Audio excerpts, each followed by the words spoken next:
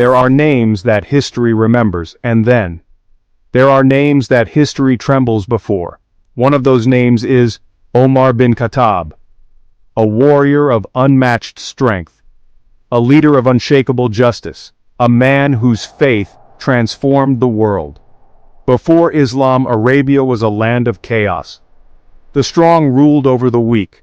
Honor was determined by wealth and tribe. And among these tribal lords stood a man who embodied strength and power, Omar bin Khattab. He was known for his intelligence, leadership, and unmatched physical strength. But there was one thing he hated more than anything else: Islam. Islam was growing, and the Quraysh were afraid. Among them, Omar stood as one of its fiercest enemies.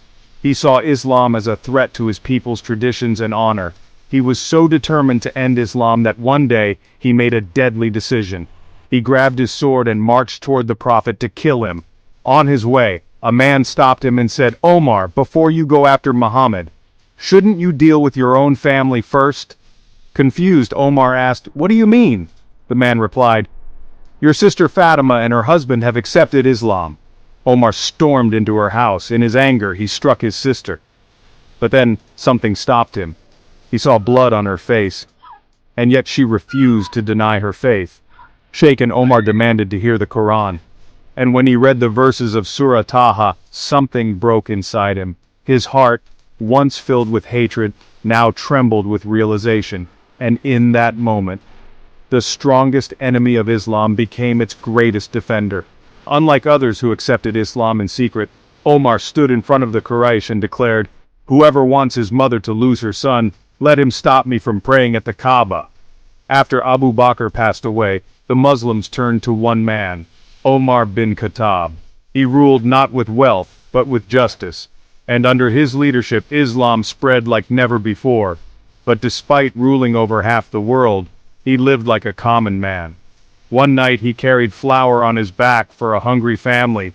A companion asked him, "O leader of the believers, let me carry it for you." Omar replied, "Will you also carry my sins on the day of judgment?" But every soul must taste death, and even the greatest leaders must return to their Creator. In the final moments of his life, Omar asked, "Was I killed by a Muslim?" They replied, "No, O leader of the believers, it was a Persian slave." He then said, "Alhamdulillah, that my killer was not a Muslim." Omar bin Khattab was not just a leader. He was a revolution, a warrior, a ruler, a servant of Allah.